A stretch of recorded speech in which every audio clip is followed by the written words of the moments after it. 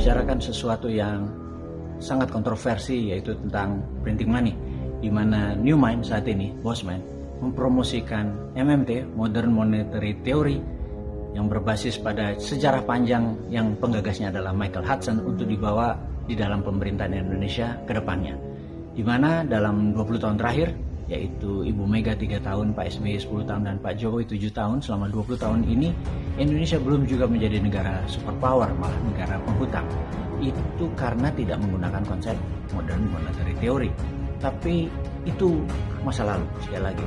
Yang penting adalah nanti di 2024 sampai 2045 ada 21 tahun, dan di 2045 adalah Indonesia menjadi Indonesia emas karena sudah 100 tahun negara kita berdiri.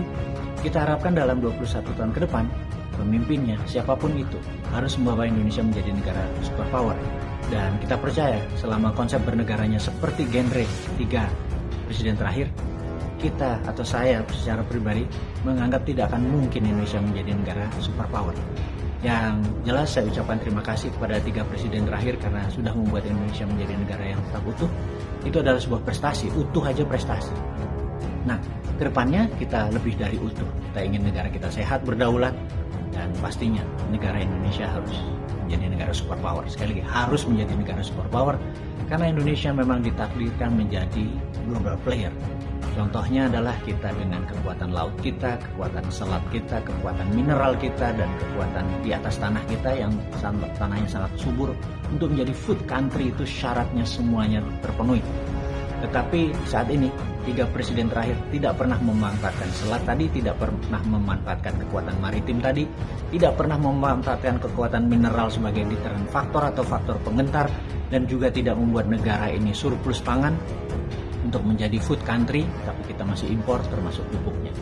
Tapi sudahlah, kita nggak usah berpikir apa yang sudah mereka lakukan. Toh mereka sekali lagi adalah presiden yang dipilih oleh rakyat, dan tugas kita ke depan adalah bagaimana kita membuat lebih baik. Tetap mereka adalah senior kita, dan kita tetap harus menghargai siapapun mereka itu yang telah membuat negara ini utuh. Itu luar biasa. Kembali ke masalah printing money. Banyak sekali orang yang memaki Bosman, bilang goblok, bilang sontoloyo, bilang stupid, bilang fuck, bahkan kita dengan mengatakan bahwa kalau printing money dilakukan di Indonesia akan hyperinflation dan pemerintah sekarang akan kolaps. Maka kalimat itu saya anggap tidak salah. Benar, kalau kita saat ini lakukan printing money, Indonesia pasti akan kolaps. Karena prinsipnya dari inflasi, sahabat semua, sekedar mengingatkan, inflasi itu terjadi kalau jumlah uang beredar lebih banyak dari jumlah produksi. Sekali lagi, inflasi itu terjadi kalau uang beredar lebih banyak dari jumlah produksi. Dan saat ini kalau di printing money, uang beredarnya pasti lebih banyak dari tingkat produksi, karena jangan-jangan produksi Indonesia saat ini terburuk dalam beberapa pemerintahan terakhir. Ya, ada masalah karena COVID, masalah PPKM, dan strategi kesehatan lainnya.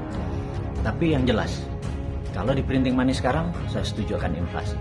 Tetapi ke depan kita harus punya grand plan seperti negara-negara yang pernah sukses dengan printing money.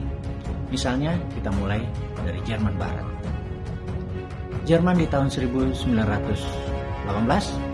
Jerman adalah negara kalah perang dunia pertama, dan dia harus menanggung biaya perang. Apa yang terjadi? Jerman dimiskinkan dari 2 sisi. Jermannya sudah terpuruk, dan kemudian Jermannya harus menanggung biaya perang.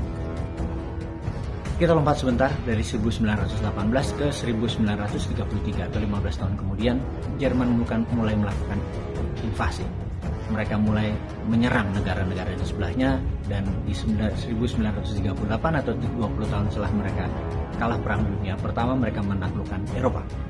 Nah, singkat cerita adalah bagaimana caranya negara tersebut, dari negara yang terpuruk rata tanah tersebut, bisa menjadi negara superpower dalam waktu 15 tahun. Apakah mereka dari neraca perdagangan? Mereka dagangnya plus, kemudian impornya sedikit. Boro-boro mereka bisa produksi untuk ekspor. Yang mereka lakukan adalah printing money cuma terhadap mesin perang. Itu yang dilakukan kencang sekali. Uang beredar di Jerman sendiri, mata uang mereka sendiri, dan produknya produk mereka sendiri. Itulah yang membuat Jerman bisa menjadi negara superpower dalam waktu 15 tahun. Dan kita lompat kemudian ke tahun 1933 sampai 1956, tapi yang jelas dari 33 sampai 36, FDR, Franklin Delano Roosevelt atau FDR mempunyai New Deal. New Deal adalah strategi Amerika membangun infrastruktur jalanan. Ada 11 dari utara ke selatan, ada 15 dari timur ke barat untuk mempromosikan atau untuk menstimulus industri-industri mesin dan industri mobil. Jadi bukan hanya sekedar membangun jalanan yang uangnya Amerika, modalnya Amerika, mesinnya Amerika, teknologinya Amerika, semen, pasir, batu, besi semua Amerika. Dan di dalam membangun infrastruktur tadi tujuannya bukan hanya membuat jalanan yang isinya mobil asing, tapi yang jelas membuat jalanan mobil Amerika. Jadi dia hanya memutarkan bisnis di domestic consumption. Dan singkat cerita, strateginya adalah printing money. Waktu itu adalah New Deal itu adalah $100 billion. Itu $100 billion masa itu, bukan sekarang ya. Mungkin kalau sekarang nilainya hampir 10 kali lipat dari nilai yang di print atau dicetak berdasarkan proyek infrastruktur tadi yang namanya New Deal. Kemudian kita lompat kembali ke tahun 1945 di mana Jepang kala itu adalah negara yang kalah perang. Hiroshima Nagasaki membuat Jepang rata tanah. Dan kemudian 1964 alias 19 tahun kemudian ada olimpiade yang sangat besar dan termodern masa itu, Olimpiade Tokyo. Dunia sangat terkejut dengan adanya kemajuan yang Jepang lakukan hanya dalam 19 tahun. Pertanyaannya, apakah dalam 19 tahun itu pakai neraca perdagangan, pakai surplusnya perdagangan, baru dia membangun Jepang? Ya tidaklah. Shinkansen, rel kereta api, kereta cepat, itu underlay-nya dari printing money-nya yen. Dan nilai yang membuat Jepang menjadi negara superpower juga kembali dalam waktu hanya 20 tahun. Kemudian kita lompat lagi di 1989, Deng Xiaoping memutuskan dengan dua currency, dengan dua standar keuangan, dengan dua standar perekonomian, yang yuan berbasis dolar, yang renminbi berbasis project. Dan inilah yang dalam 20 tahun kemudian, yaitu sekitar 2008 pada saat Olimpiade Beijing, dunia shock melihat negara tersebut menjadi negara superpower tumbuh dengan sangat cepat. Dan terlepas dari itu semua, kita kembali ke tahun 1971 di mana Nixon mendeklar bahwa dolar tidak diprint berdasarkan emas lagi, tetapi berdasarkan proyek dan hutang. Dan inilah membuat kita tahu bahwa printing money itu tidak harus berbasis emas, tapi bisa proyek atau hutang.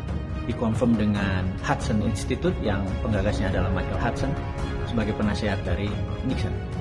Singkat cerita sahabat semua, itu adalah alasan kenapa Bosman dengan new mind-nya, dengan modern monetary teorinya, mempromosikan printing money untuk Indonesia ke depan, untuk menjadikan Indonesia negara yang berdaulat, tidak lagi berhutang, tidak lagi bergantung pada Tiongkok, tidak lagi tergantung pada FDI atau Foreign Direct Investment, tetapi bergantung pada DDI, Domestic Direct Investment. Sahabat semua, semoga penjelasan yang singkat ini bisa memahami bahwa printing money tidak akan menyebabkan inflasi kalau ada produksi yang menjamin sebagai underlay-nya, dan produksi kita adalah Indonesia menjadi negara superpower di 2045, 100 tahun Indonesia merdeka ke 21 tahun setelah 2024, dan strategi itu adalah satu-satunya printing money yang diusulkan oleh kaum New Mind.